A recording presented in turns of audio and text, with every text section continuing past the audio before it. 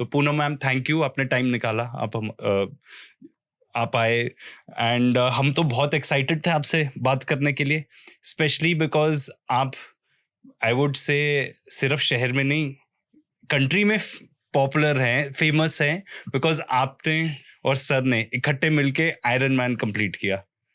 तो हम उस पे पहुंचेंगे कि आपने ऐसा क्यों डिसीजन लिया, पर पहले थोड़ा सा अपना बैकग्राउंड बताइए प्लीज। एंड सबसे पहले बहुत बहुत धन्यवाद मुझे इस पॉडकास्ट पे बुलाने के लिए। और फेमस का तो पता नहीं, जैसी भी हूँ मैं ही हूँ। और शुरुआत से अगर मेरे बचपन की बात करें तो मेरा जन्म एक बिजनेसमैन के घर हुआ, जो कि अब बहुत ही सेल्फ मेड मैन थे।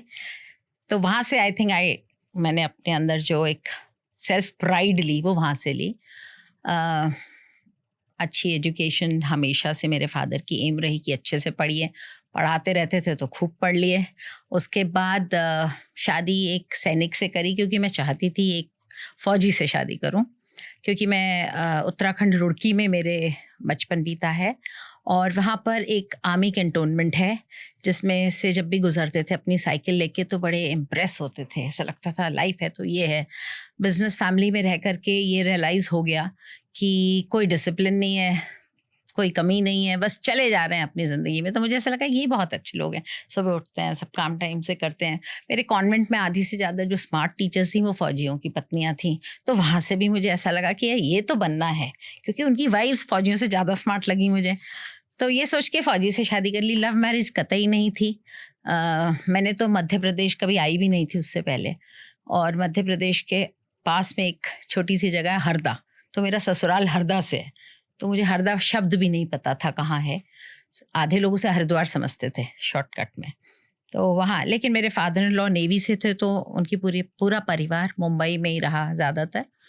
तो ऐसे हमारी शादी हुई। उसके बाद मेरे अपने खुद के 2 बच्चे हैं जो अब बड़े हैं। स्पोर्ट्स में मेरा कोई रुझान नहीं था, किसी भी प्रकार का नहीं था।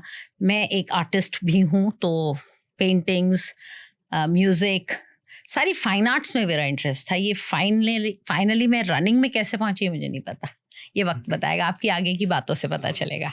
तो ये है मेरा शुरुआती जीवन। तो मैम, आपकी लव मैरिज थी या अरेंज मैरिज? साफ बोला मैंने, बिल्कुल भी नहीं। अरेंज्ड मैरिज थी, वो भी किसी मैगजीन से किसी आंटी ने काट के वो मेरे फादर को दिया था कि बोलती रहती है फौजी से शादी करनी है, तो ये अच्छा लग रहा है, फोन कर लो। फोन भी नहीं होते थे तब, तो चिट्ठी लिख दो। अच्छा, 88 में मेरी शादी हुई है। अच्छा, तो आप मैं बता 88 लीजिए। born हूँ। हाँ, तो आप बस लगा लीजिए जन्म, आपका जन्म और मेरी शादी उस साल। और वो जमाना है जब 22 साल में 21-22 में शादी होती थी। तो आज मेरे बच्चे बोलते हैं आपको बाल विवाह करने का शौक था। 22 बाल विवाह था। 22 आज के बच्चों के लिए, आज के बच्चों के लिए बाल विवाह था। नॉर्मल। तो जब आपकी शादी हुई तब आपको ये तो नहीं लगा कि कुछ ज्यादा ही अब डिसिप्लिन आ गया है कंपेयर टू, आपने जैसे बताया बिजनेस फैमिली में उतना नहीं रहता, हम डिसिप्लिन, हम भी बिजनेस फैमिली से ही हैं।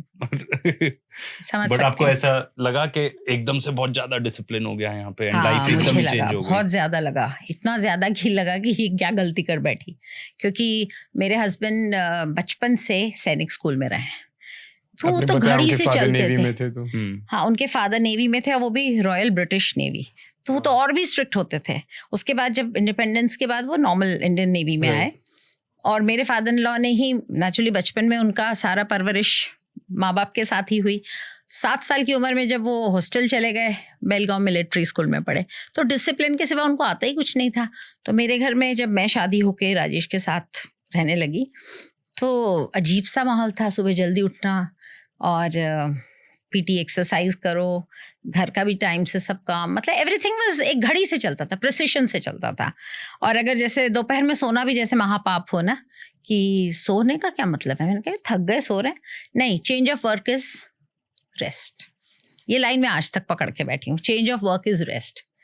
आप अगर एक काम से थक गए, कोई दूसरा काम करो, आपका शरीर और मन दोनों रेस्ट कर लेंगे। जैसे रनिंग से थक गए तो बाइक चलाना is recovery. Correct. But that time I didn't understand, it was painful. तब बहुत तकलीफ देता था ये कि ये क्या मतलब हुआ कि सोना नहीं है।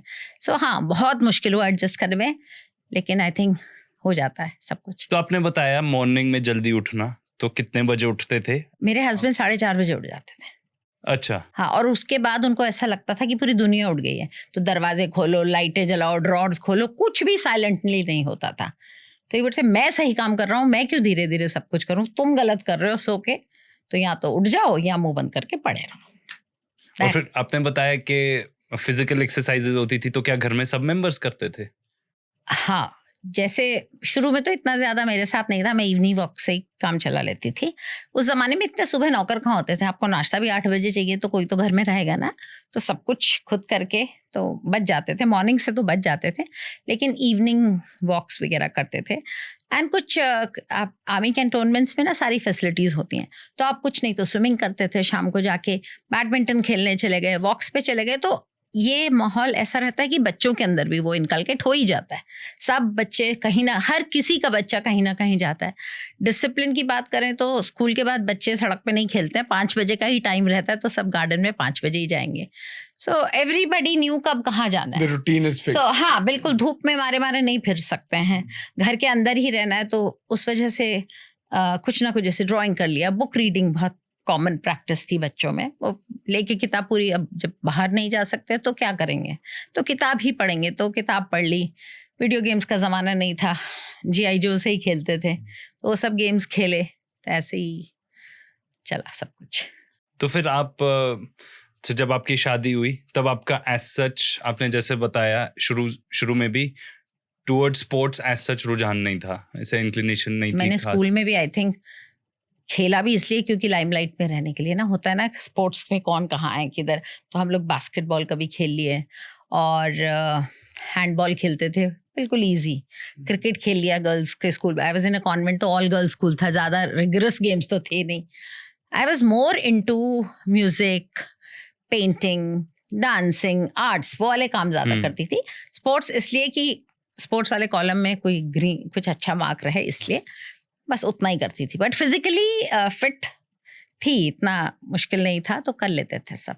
तो आपने फिर, क्योंकि आयरन मैन कंप्लीट किया एंड वन वुड थिंक कि स्पोर्ट्स की तरफ कुछ इंक्लिनेशन ही नहीं था, तो आपने कब स्पोर्ट्स की तरफ आपको थोड़ा इंटरेस्ट मुझे जागरूक ऐसा हुआ लगता आपका? है कि जब आप एक ऐसे प्रोफेशनल से शादी करते हैं जो फिटनेस के प्रति ही सजग रहता है हर वक्त, और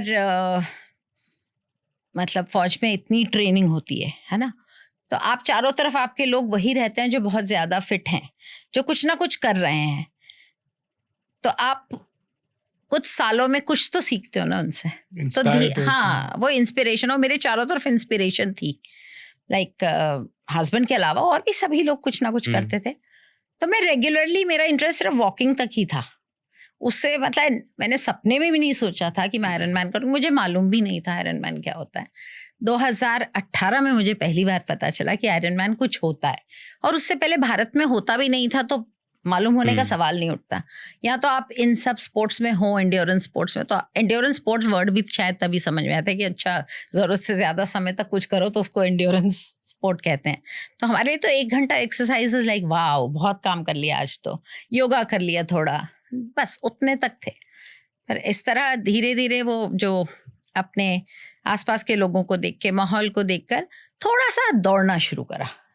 2014 में, आई थिंक 2014 में मैंने दौड़ना शुरू करा, वो भी इसलिए क्योंकि अपने को लग रहा था कि एज बढ़ रही है, आप 40 पार कर चुके हो, आपके फैमिली रिस्पॉन्सिबिलिटीज़ बहुत कम हो गई हैं, दोनों बच्चे आपके अपने घर से बाहर जा चुके हैं, अपनी जिम्मेदारियां संभाल रहे हैं, आपके हस्बैंड के पास अपना प्रोफेशन है, मेरे पास प्रोफेशन परमानेंट कभी नहीं रहा है, बिकॉज हर 2 साल में मेरे हस्बैंड की पोस्टिंग कहीं नई जगह चली जाती थी, तो जहाँ जो मिला, हरफन मौला जैसे जो चीज़ मिली वो कर ली।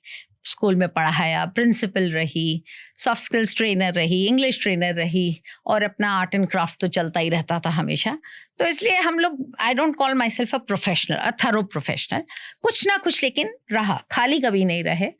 तो उस हिसाब से अपने आप को बिजी रखते हुए, और जब फिटनेस की तरफ ध्यान गया कि यार बहुत समय हो गया, कुछ तो खुद के लिए कर ही नहीं रहे हैं, एंड माऊ वाज द प्लेस जहाँ मेरे हस्बैंड की पोस्टिंग थी। ऐसा लगा कि वेट भी, क्योंकि नेचुरल टेंडेंसी तो थी, तो थोड़ा थोड़ा करके फिट रहते थे, बट एक टाइम आया ऐसा लगा कि नहीं, अब कुछ करना पड़ेगा। सो मैंने राजेश के साथ फर्स्ट टाइम 5-6 किलोमीटर आराम से दौड़ लिया, तो ही सेड तो दौड़ो, अब रोज दौड़ो। धीरे धीरे हमने थोड़ा रोज दौड़ना शुरू किया।